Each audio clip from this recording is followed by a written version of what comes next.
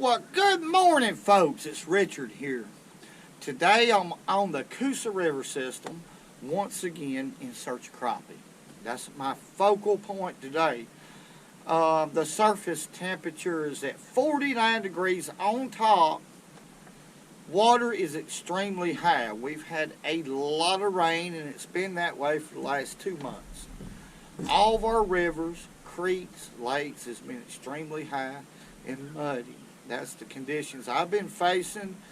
They're tough conditions, but I hope I'm able to catch a fish on this particular rod right here. This is called a Truzer rod. It's Truzer. It's 7.5 feet long, and this was a gift from Vasco Vasiljev. I hope I said your name right, sir. Let me spell his last name. Maybe y'all can pronounce it better than me. Vasilev, who has a channel on YouTube. Uh-oh, that woman's hollering at her dog. Okay, it scared me because I'm focusing on y'all right now. iFish is the name of his channel. Very good fisherman. He's from Illinois. He knows a lot about carp, fishes for crappie, bass, lake trout, yellow perch, you name it, he catches it. But he sent me this rod, and it's the kind of rod that I can't afford. These are very expensive rods and light as a feather. I thought the stuff that I have was light. This is light. And the tip, I want to show y'all the tip real quick. Let me be careful. Can y'all see that? That tip is less than 1/16 of an inch in diameter.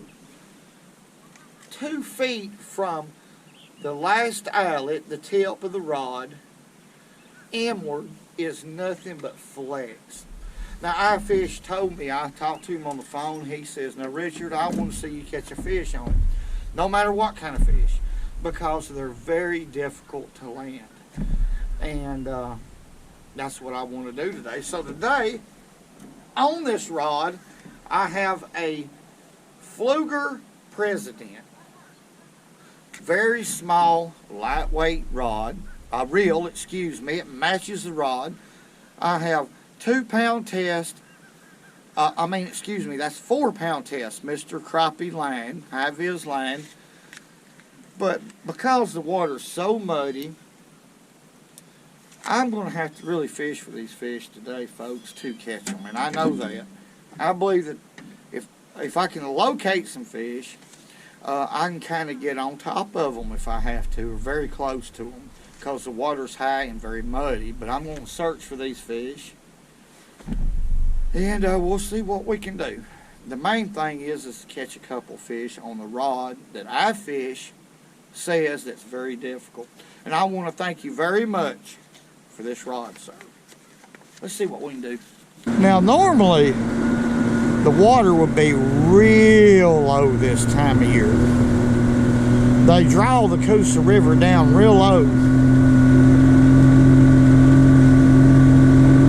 from about mid-fall all the way through winter. So I've seen a couple logs floating down the river. I'm just going to take my time till we get to the spot.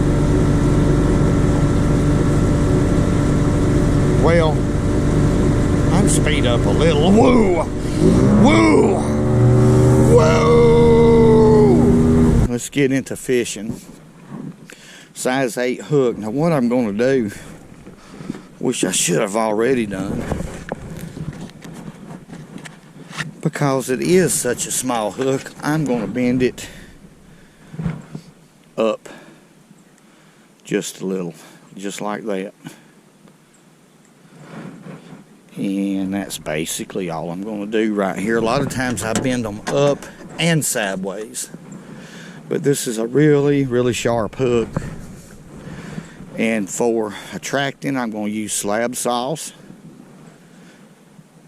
We'll spray a little bit of that on there to start with.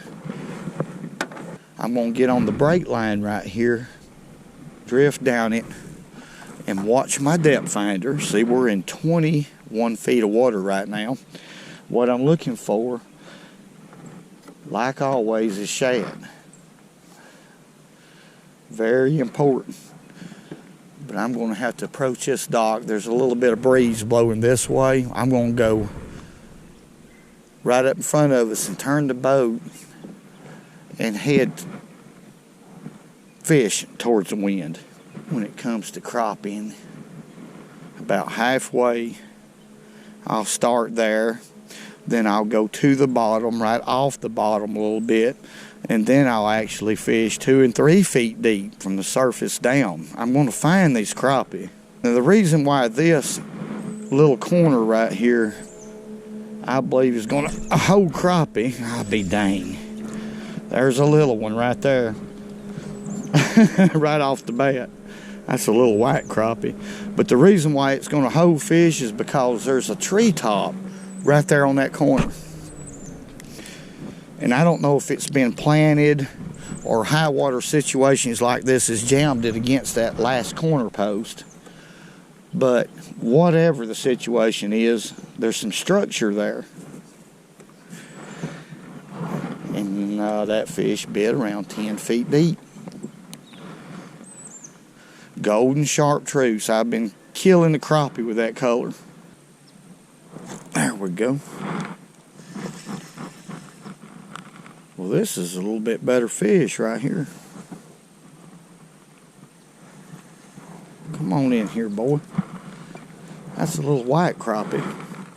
But he's not that big, but folks, it's been that way today.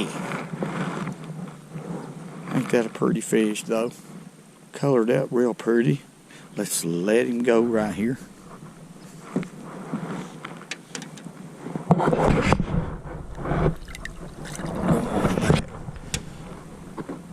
Kind of long and slender. That fish is probably about 9.5 inches long.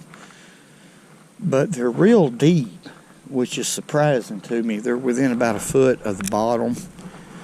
Right here on this spot. There's another one.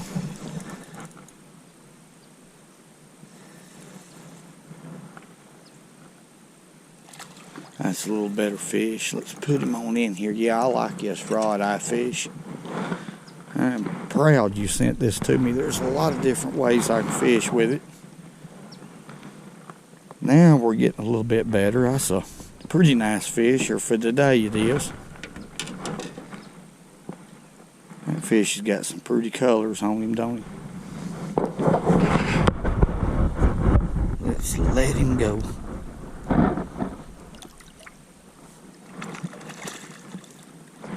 That's a pretty good, respectable white crappie.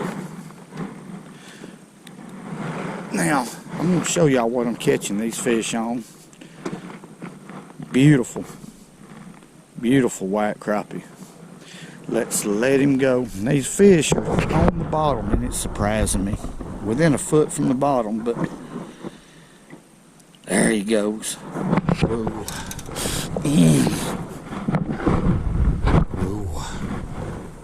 Doggone it. Whoa. Alright folks, let me show you my bait. I had to switch to it because I needed a bigger profile. Water's muddy. But this is a Bobby Garland. It's called a glitter critter. And I'm using a 1/32 ounce gold-headed jig. Size 4 sickle hook. And with a loop knot. Let's see if we can catch a couple more fish. Okay, let's see. We're on the bottom now. I'm going to raise it up about a foot. That's where they're at. So they're around 19 feet deep. Barely moving that bait. Almost just dead sticking it right in front of the fish. There he is. Man, I love this rod.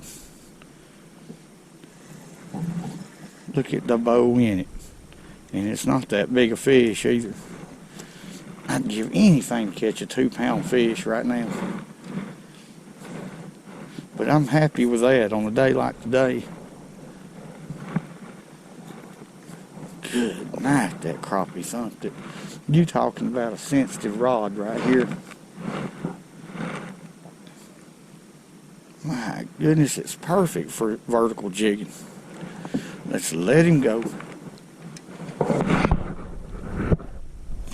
Man, I love it. Him ain't no biggie right now. We're catching fish. I'm not going to grap about that. In a mud hole. Let's get it back down there. Now notice I'm just barely moving that jig. Barely moving it. Anything more than that and they'll lose track of it, because this water is extremely muddy. Alright folks, I'm going to change to a hand-tied jig right here.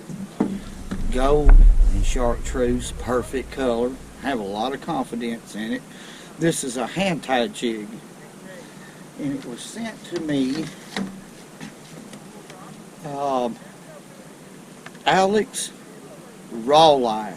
Okay, I'm going to get back over the top of my spot, but before I do that, I'm going to put a little slab sauce on this one too. Now, hand-tied jigs, I hold the scent a lot better than plastic. Really, on your plastics, what I do a lot of times is I'll put that slab sauce in the pack and just let it soak. But let's get this gold jig back in here. Let's see what we can get bit if the fish hadn't moved. I certainly hope I can catch a fish on it, because it's a good looking jig. Guarantee you, tied perfect. Gold will get it done under these conditions. Or I have a lot of confidence in it. That's my opinion, but let's catch us one. There he is. They've come up in the water column just a little bit. Now this might be my best fish right here. We may have to net him. Yeah, that's a pretty good fish right here. Yep. That doggone hand-tied jig done it. Yes, sirree. Look at there, look at there, look at there. I was proud to catch that fish. Talked to a lot of fishermen today. Nobody's catching good ones. They're all small. But there's a good one right there. One about 11.5 inches long. And look at there. Hand-tied jig. Got it done. Golly, Mom. He's ready. Oh, he's mad. I don't like to keep him out of the water too long. Oh, yeah. I made you bite, didn't I, boy? You stubborn thing. I had to hold it in front of that fish's mouth for a long time. Come on in here. They're just all decent little white crappie today. I hadn't caught a black crappie yet.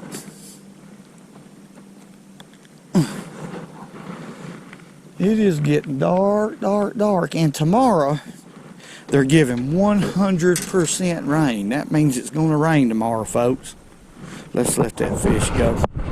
And the water's going to get even muddier and higher than it is now. Ain't that something? Go on back, you pretty thing. I want y'all to look at the shad right there. Just stacked up. My goodness. I want you to look. Hey. All right, folks.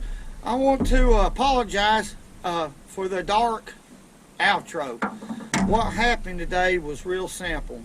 I found some fish, knew they was there, and I just parked on them and made them bite. That's the reality of crappie fishing under these conditions. I want to thank y'all very much for everything y'all do, the great comments. Hey. Now remember, I'm right here in front of a bunch of people's homes and they're going to think I'm nuts, but hey, I can't help it. Whoa.